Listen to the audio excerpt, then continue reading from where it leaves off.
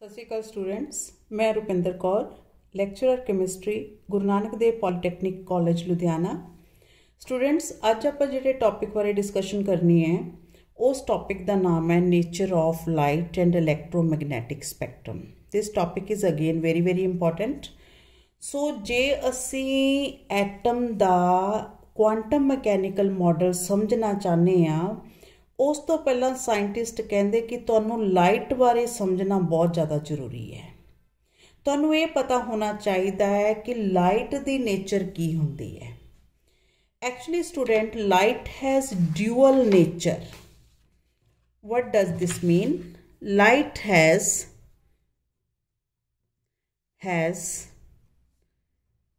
Dual nature.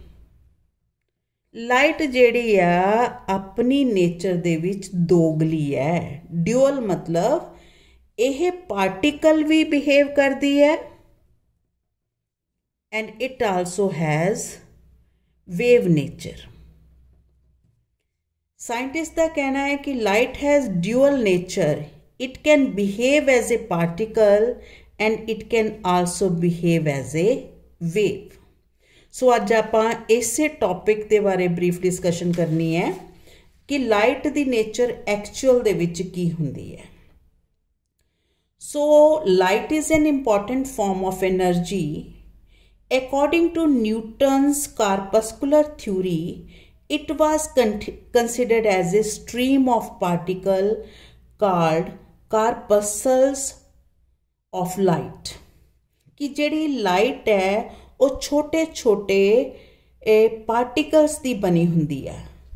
They are in the form of small particles which are known as corpuscles. कि किसी भी source तो जिहड़ी light emit हुंदी आ वो छोटे छोटे energy packet the form they which emit हुंदी आ, राइट। और उन्हां पैकेट्स नूं कार्पसल्स भी कहंदे आ। They are also known as photons, right. और हर एक फोटोन की एनर्जी जिहड़ी आ वो कितनी हुंदी है? That is equal to E is equal to H into mu. कि किसी भी सोर्स तो जिहड़ी लाइट है इतने वो एक छोटे छोटे energy the packet the form they which emit हुंदी है। और उन्हां पैकेट्स नूं सिੱਟਣ दी स्पीड इन्नी ज़्यादा हुंदी है कि सानू लाइट पार्टिकल दी बजाय एक वेव दी नेचर दे विच दिखाई दिंदी है। सो कार्पस्कुलर थ्योरी के मुताबिक लाइट की है? It is a stream of particles. So this theory could explain the phenomena of reflection and diffraction. इस थ्योरी के बेस ते असी लाइट किसी भी सरफेस के नाल जदों टकरांदी है रिफ्लैक्ट होके वापस जाती है। और किसी भी सरफेस के नाल टकरा के रिफ्लैक्ट हमेशा उहियो चीज़ जा सकती है जिहदा अपना कोई वजन होवे, कोई भार होगा। पार्टिकल्स जिहड़े आ पार्टिकल नेचर के मुताबिक जदों लाइट दे फोटोन किसी हार्ड सरफेस नाल टकरांदे आ तो वो रिफ्लैक्ट होके वापस जा सकते हैं। जिस तरह असी गेंद नूं किसी कंध दे नाल टकराइए तो गेंद टकरा के वापस आती है। और रिफ्रैक्शन की है? This is the reflection. Reflection मतलब लाइट का किसी सरफेस के नाल टकरा के वापस आना। रिफ्रैक्शन की हुंदी है कि जदों लाइट एक मीडियम तो दूसरे मीडियम दे विच एंटर करती है, इसकी स्पीड चेंज हो जाती है, राइट। जे तो कोई मीडियम साडे कोल डाइल्यूट है, घट डेंस है, तो लाइट तेजी नाल मूव करूगी। और जे कोई मीडियम ज़्यादा डेंस है तो लाइट की स्पीड घट जूगी, राइट। मान लो असी किसी खाली सड़क पर जाने हैं तो साडे स्कूटर की स्पीड बढ़ जाती है। जे भीड़ वाली सड़क पर जाने हैं तो स्कूटर की स्पीड घट जाती है।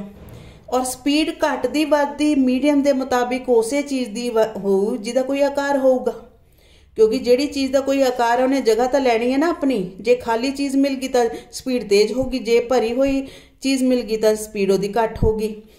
तो इन्हां सो लाइट की जदों अलग अलग मीडियम दे विच स्पीड चेंज हुंदी आ, this phenomena is known as refraction. तो रिफ्लैक्शन ते रिफ्रैक्शन दो ऐसे फिनोमिना है जिन्हों असी लाइट की पार्टिकल नेचर लैके एक्सप्लेन कर सकते हैं। लेकिन साडे कोल एक होर फिनोमिना है जिन्हों असी डिफ्रैक्शन कहने। डिफ्रैक्शन मतलब किसी ਇਹ ਐਜ ਤੋਂ ਲਾਈਟ ਜਦੋਂ ਬੈਂਡ ਹੋ ਜਾਵੇ, ਕਿਸੇ ਐਜ ਤੋਂ ਲਾਈਟ ਬੈਂਡ ਹੋ ਜਾਵੇ, that phenomena is known as refraction. ਹੁਣ ਰਿਫਰੈਕਸ਼ਨ ਨੂੰ ਸਮਝਾਉਣ ਵਾਸਤੇ ਤੁਸੀਂ ਆਪਣੇ ਬਚਪਨ ਦੇ ਵਿੱਚ ਇੱਕ ਫੋਟੋ ਦੇਖੀ ਹੋਊਗੀ, ਜਿਹਦੇ ਵਿੱਚ ਜੇ ਕਿਸੇ ਹੋਰ ਐਂਗਲ ਤੋਂ ਦੇਖੋ ਤਾਂ ਕੋਈ ਹੋਰ ਫੋਟੋ ਦਿਸਦੀ ਹੈ, ਜੇ ਦੂਜੇ ਐਂਗਲ ਤੋਂ ਦੇਖੋ ਤਾਂ ਫੋਟੋ ਕੋਈ ਹੋਰ ਦਿਸਦੀ ਆ, ਰਾਈਟ। ਇੱਕ ਐਜ ਤੋਂ ਹੋਰ ਫੋਟੋ, ਦੂਸਰੇ ਐਜ ਤੋਂ ਹੋਰ ਫੋਟੋ। ਸੋ ਇਸ ਲਾਈਟ ਦੀ ਇੱਕ ਪਰਟੀਕੂਲਰ ਨੇਚਰ ਕਰਕੇ ਇਹ ਚੀਜ਼ ਹੁੰਦੀ ਹੈ, ਜਿਸ ਲਾਈਟ ਦੀ ਨੇਚਰ ਨੂੰ ਅਸੀਂ ਕਹਿੰਦੇ ਹਾਂ, ਜਿਸ ਫਿਨੋਮਨਾ ਨੂੰ ਅਸੀਂ ਕਹਿੰਦੇ ਹਾਂ ਡਿਫਰੈਕਸ਼ਨ, ਰਾਈਟ, ਕਿ ਕਿਸੇ ਐਜ ਤੋਂ ਲਾਈਟ ਦਾ ਬੈਂਡ ਹੋਣਾ, that is known as diffraction, right. दूसरी नेचर साडे कोल इंटरफेरेंस। डिफ्रैक्शन जिवें तुसीं देखिया हो ना, जदों तुसीं ओह फ्रेम देखदे हो, ओहदी सरफेस ते तुहानूं इदां दीयां चीज़ां दिखाई देणगीਆਂ। जे तुसीं इधरों देख रहे हो, इस एंगल तो देख रहे हो, तो तुहानूं पिक्चर कोई होर दिखाई दिंदी है, और जे तुसीं इस एंगल तो देखदे हो तो पिक्चर तुहानूं कोई होर दिखाई दिंदी है। That happens due to the phenomena of diffraction. और अगला दूसरा फिनोमेना आंदा इंटरफेरेंस। राजे लाइट जे साडे कोल इंटरफेरेंस दो तरह की हुंदी है, पॉजिटिव इंटरफेरेंस ते नैगेटिव इंटरफेरेंस। मान लो जे किसी वेव का क्रैस्ट या दूसरी वेव के क्रैस्ट दे डायरैक्टली फॉल करे तो उस वेव का एंपलीट्यूड वध जाता। जे उहदा ट्रफ भी दूसरी वेव के ट्रफ से डायरैक्टली फॉल करे तो उहदा एंपलीट्यूड हुंदा इस दूरी नूं असीं कहने आ, राइट। सो उहदा एंपलीट्यूड वध जाता है, तो इदां दी इंटरफेरेंस नूं कहने असीं पॉजिटिव इंटरफेरेंस। जे तुसीं एग्जाम्पल लैनी होवे रैड लाइट ते येलो लाइट नूं मर्ज कर दो, साडे कोल लाइट किहड़ी बनूगी, ऑरेंज। तो ऑरेंज लाइट की फ्रीकुएंसी रैड ते येलो लाइट दोनों नालों वध हुंदी है, ठीक है। येलो लाइट रैड लाइट नाल मर्ज करके उहदी फ्रीकुएंसी नूं वधा दिंदी है और लाइट ब्राइट हो जाती है। इस तरह की इंटरफेरेंस नूं असीं कहने पॉजिटिव इंटरफेरेंस, राइट। मान लो मैं रैड लाइट दे विच ग्रीन लाइट मर्ज करती, ग्रीन लाइट, तो तुसीं देखोगे कि रिजल्टेंट लाइट जिहड़ी आ ओह डिम हो जूगी, घट जूगी, ठीक है, ठीक। तो जिस तरह एक लाइट एक वेव दे क्रैस्ट ते दूसरी वेव दा ट्रफ, एक वेव दा ट्रफ दूसरी वेव दा क्रैस्ट, ठीक है। तो ये विच आ एंपलीट्यूड इस एंपलीट्यूड नाल कैंसल हो जाऊगा, और लाइट की जिहड़ी साडे कोल एंपलीट्यूड है बिल्कुल जिहड़ी इंटेंसिटी है वह घट जानी है, बिल्कुल जीरो हो जानी है।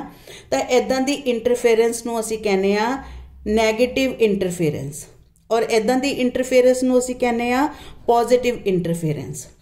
और जिहड़ी पॉजिटिव इंटरफेरेंस ते नैगेटिव इंटरफेरेंस है, लाइट ब्राइट भी हुंदी है, लाइट जिहड़ी डिम भी हुंदी है, वो फिनोमेना तो किसी वेव का फिनोमेना है। इस तरह डिफ्रैक्शन वाला फिनोमेना भी किसी वेव का फिनोमेना है, जिहड़ा कि असी लाइट की पार्टिकल नेचर नूं मन के एक्सप्लेन नहीं कर सकते कि डिफ्रैक्शन ते इंटरफेरेंस तो लाइट जिहड़ी आ वो वेव शो करती है, कोई भी पार्टिकल शो नहीं करता, ठीक है। तो यह मतलब लाइट जिहड़ी है, लाइट की कल्ली लाइट की नेचर कल्ली कार्पस्कुलर थ्योरी नूं लैके एक्सप्लेन नहीं की जा सकती।